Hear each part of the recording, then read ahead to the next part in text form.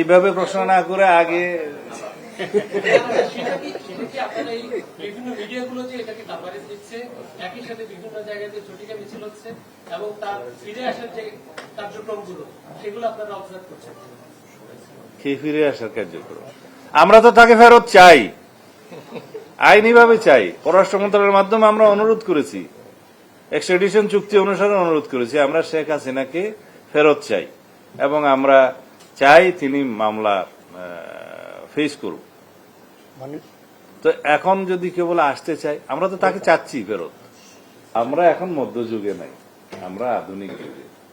আইন সংস্কারটা একটা চলমান প্রক্রিয়া, সমাজের চাহিদা অনুসারে, সময়ের চাহিদা অনুসারে সকল আইনকে আপ টু ডেট করতে হয় এবং যুগোপযোগী করতে হয়, সেগুলো চলমান প্রক্রিয়া। সেগুলো তো আছেই, বিভিন্ন আইনে অবশ্যই আমাদের কিছু কিছু সংশোধন আনতে হবে, সেটা আমরা দেখব।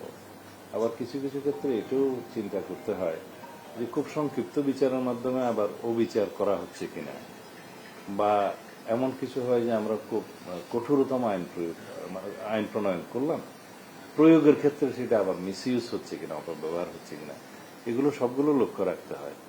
এখন কোনো ঘটনা ঘটলো, সেজন্য একটা চটজলদি করে আইন প্রণয়ন করে ফেলা এবং কোনো আদালত সৃষ্টি করে ফেলা, এগুলো ইমোশনালি করা যায় না। এটা বৃহত্তর ক্যানভাসে দেখতে হয়। যেমন মাগুরাতে না কোথায় একটা ঘটনা সংঘটিত হয়েছিল বিগত ইন্টারিম গভর্নমেন্টের সময়, এটা নিয়ে তুলপাড় হলো এবং এখানে বোধহয় কিছু আইনি সংশোধন নিয়ে এসে সংক্ষিপ্ত সময়ের ভিতরে বিচার কার্য সম্পন্ন হয়েছে। এটা সময়ের দাবি ছিল, কিন্তু সেটার দীর্ঘমেয়াদে কি হবে না হবে সেই আইনগুলো চিন্তা করতে হয়।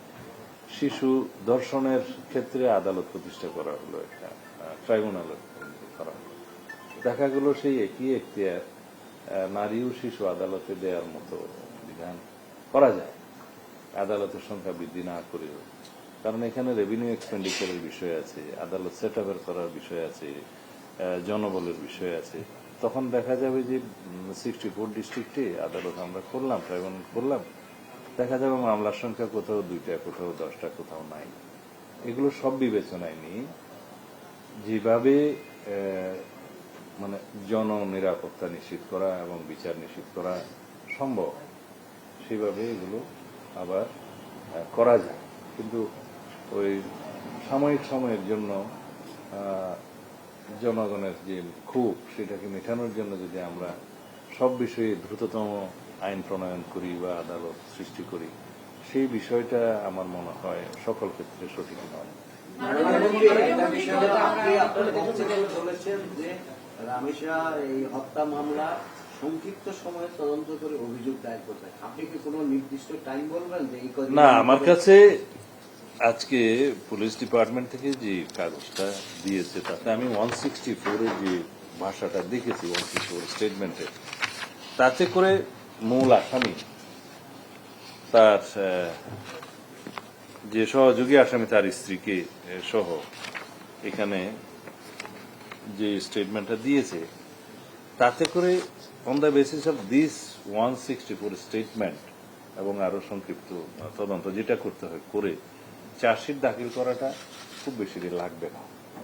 তো সেই ক্ষেত্রে আদালতের কিছু প্রসিডিওর আছে, আসামি পক্ষের আইনি অধিকার আছে, তারা আদালতে হয়তো তার আইনজীবী সময় নেবে, এগুলো সবকিছু বিবেচনায় নিতে হবে। না, চার্জশিটের ক্ষেত্রে তো আমি বললাম যে আমাদের কাজটা আমরা দ্রুততম সময়ের ভিতরে দিতে পারবো, যেহেতু আসামি হচ্ছে 2 জন, একজন মূল আসামি আর একজন তার স্ত্রী সহযোগী, তাকে পলায়নে সহযোগিতা করেছে। তো সেই ক্ষেত্রে 2 জনকেই অ্যারেস্ট করা হয়েছে, মূল আসামি 164 করেছে। এখন এর ভিত্তিতে চার্জশিট দেওয়াটা খুব বেশি সময় লাগবে না। বাংলাদেশে এলো এই প্রথম টাচলেস আরএকে সেন্সেশন ওয়াটার ক্লোজেট। আপনি যা মনে করছেন ঠিক তার উল্টা, কারণ হচ্ছে এটা পশ্চিমবঙ্গের আভ্যন্তরীণ বিষয় এবং ভারত সরকারের নিজস্ব আইন কানুনের বিষয়। ভারতের আইন যেটা আছে, সিটিজেনশিপ অ্যামেন্ডমেন্ট অ্যাক্ট, সিএএ, সেরকম আরো একটা আইন আছে আসামের, ওখানে হচ্ছে ন্যাশনাল সিটিজেন রেজিস্টার, এটা বোধহয় NCR, national register of citizens এরকম। তো NRC, sorry, national register of citizens. তো এগুলো ভারতের অভ্যন্তরীণ ব্যাপার, তাদের সিটিজেন নিয়ে তারা কি করবে, কিভাবে সিটিজেনশিপ নির্ধারণ করবে।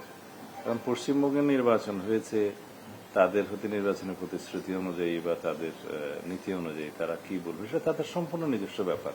এখানে আমাদের কোনো বক্তব্য থাকার তো কথা না। আমরা আমাদের সীমান্তে আমাদের বিজিবি মোতায়েন আছে, আমরা অবৈধ অনুপ্রবেশ আমরা ঠেকানোর জন্য আমরা সতর্ক অবস্থায় আছি। আর অন্যান্য বিষয় যেগুলো আপনি বললেন যে ওখান থেকে পুশব্যাক বা এখান থেকে পুশ ইন হচ্ছে, এগুলো আমার নজরে নাই।